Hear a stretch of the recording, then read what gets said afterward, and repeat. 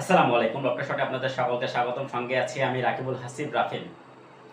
বাংলাদেশ ক্রিকেটে কোন ফরম্যাটে সবচেয়ে বেশি দুর্বল? ওডিআই ফরম্যাটে আমরা মোটামুটি ভালো ক্রিকেট খেলি। এছাড়া টি-টোয়েন্টি এবং টেস্ট ফরম্যাটে কিন্তু আমাদের দুর্বলতার চিত্রটা বেশ ভালোভাবেই প্রকাশ পায়।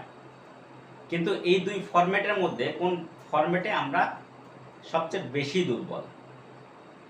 এই চলতি বছরে যেহেতু টি-টোয়েন্টি বিশ্বকাপের বছর ছিল, যে কারণে টি-টোয়েন্টি ম্যাচ বাংলাদেশ অনেক বেশি মাত্রায় খেলে ফেলেছে। এই টি-টোয়েন্টি ম্যাচ বেশি খেলার কারণে টি-টোয়েন্টির প্রতি বাংলাদেশের যে দুর্বলতা, সেটা কিন্তু বেশ ভালোভাবেই প্রকাশ পেয়েছে।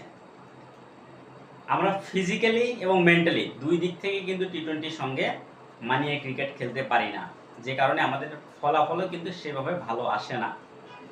কিন্তু এরপরেও আমরা যদি আমাদের পরিসংখ্যানটা যদি একটু খেয়াল করে দেখি, তাহলে দেখব বাংলাদেশ এখন পর্যন্ত 176টি টি-টোয়েন্টি ম্যাচ খেলেছে, যেখানে বাংলাদেশ জয় পেয়েছে 68টি ম্যাচে। এর বিপরীতে বাংলাদেশ 104টি ম্যাচে কিন্তু পরাজয়ের স্বাদ গ্রহণ করেছে। বাংলাদেশের পরাজয়ের পার্সেন্টেজ হচ্ছে 59%। কিন্তু টেস্ট ক্রিকেটের পরিসংখ্যানটা যদি একটু দেখি, তাহলে দেখব বাংলাদেশ এখন পর্যন্ত 142টি টেস্ট ম্যাচ খেলেছে, যেখানে মাত্র 15টিতে জয়। কিন্তু বাংলাদেশ এখন পর্যন্ত 105টি টেস্টে কিন্তু তারা পরাজয়ের স্বাদ গ্রহণ করেছে। পরাজয়ের পার্সেন্টেজ সেখানে 73%। বাংলাদেশ সেই দুই যুগে এসেও, টেস্ট ক্রিকেটের দুই যুগে পদার্পণ করেও কিন্তু তারা তাদের স্বাভাবিক খেলাটা খেলতে পারেনি। সেই প্রথম যে টেস্ট ম্যাচ যেটা ভারতের বিপক্ষে হয়েছিল, সেখানে বাংলাদেশ প্রথম 3 দিন বা 3.5 দিন যেভাবে তারা ডমিনেট করেছিল, এই দুই যুগ পার হওয়ার পরেও কিন্তু বাংলাদেশের ওই ধরনের ম্যাচ আমরা খুব একটা দেখি না। হ্যাঁ, বাংলাদেশ কিছু জয় পেয়েছে সত্য, কিন্তু ধারাবাহিক পারফরমেন্সটা কিন্তু বাংলাদেশ করতে পারে নাই।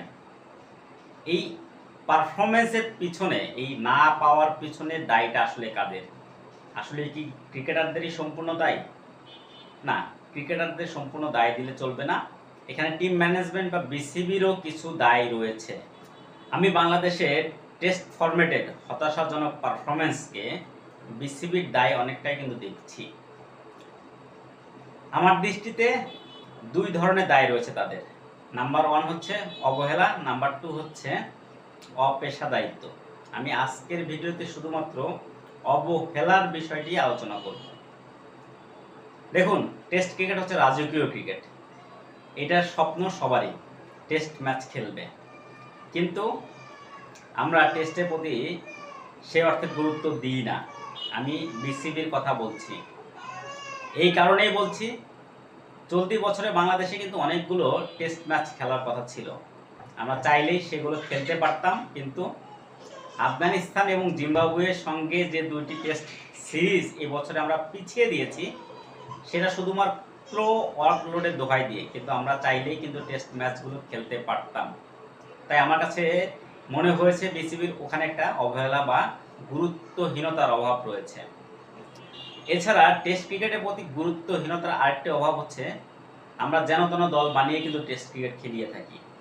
হয়তোবা একটা সিরিজ হচ্ছে যেখানে টি-টোয়েন্টি এবং ওডিআই ফরম্যাট রয়েছে, আমরা সেখান থেকে খেলোয়াড় বাছাই করে আবার টেস্ট ম্যাচেও নামিয়ে দিই। এটা কিন্তু একটা বড় কারণ, বিসিবির অবহেলা কিন্তু এখান থেকে প্রকাশ পায়। এরপরে যে কারণটা আমি উল্লেখ করব, সেটা হচ্ছে আমাদের ডোমেস্টিকের ইনফ্রাস্ট্রাকচার কিন্তু ডেভেলপমেন্ট বা বিসিবির পক্ষ থেকে করা হয়নি। আমরা যে ধরনের ফার্স্ট ক্লাস ম্যাচ খেলি, সেখান থেকে সরাসরি টেস্ট ক্রিকেটে খেলাটা, এটা আকাশ পাতাল পার্থক্য। আমাদের দেশের সেই মানের উইকেট থাকে না। আমাদের দেশের যে দুইটি ফার্স্ট ক্লাস টুর্নামেন্ট হয়, এনসিএল এবং বিসিএল, সেখানে সেই অর্থে প্রতিযোগিতামূলক ক্রিকেট হয় না। এর পাশাপাশি ওই খেলাগুলোও কিন্তু ব্রডকাস্টিং হয় না, যেই কারণে ওই ম্যাচের যে সিনারিও বা যে আবহাওয়া থাকে, সেটা কিন্তু টেস্ট ক্রিকেটের সঙ্গে ক্রিকেটাররা মানিয়ে নিতে পারে না। এই দুইটার ব্যবধান কিন্তু অনেক। আমরা এই দুই জায়গায় অনেক বড় ব্যবধান তৈরি করে ফেলেছি। কয়েকদিন আগে নুরুল হাসান সোহানের কাছ থেকে শুনেছি, বিসিবির কর্মকর্তারা বা টিম ম্যানেজমেন্ট সেই জায়গায় যে বাজেট তাদের থাকে এনসিএল বা বিসিএল খেলানোর জন্য, সেখানে কিন্তু সেই টাকাটা ব্যয় করে না। তিনি একটা সিম্পলি জার্সির উদাহরণ দিয়েছেন। জার্সি যে টাকায় কেনার কথা ছিল, যে বাজেট ছিল, সেখানে তার 1/3 অংশ হয়তো বা খরচ করেছেন। তাহলে এই ধরনের কালচার যদি চলতে থাকে, আমাদের টেস্ট ক্রিকেট কীভাবে এগিয়ে যাবে? তাই এই অবহেলাগুলো যদি বিসিবি না করতো, আমার মনে হয় বাংলাদেশের টেস্ট ক্রিকেটের উন্নতিটা 24 বছরে অন্ততপক্ষে এর চেয়ে বেশি গুণ এগোতে পারত।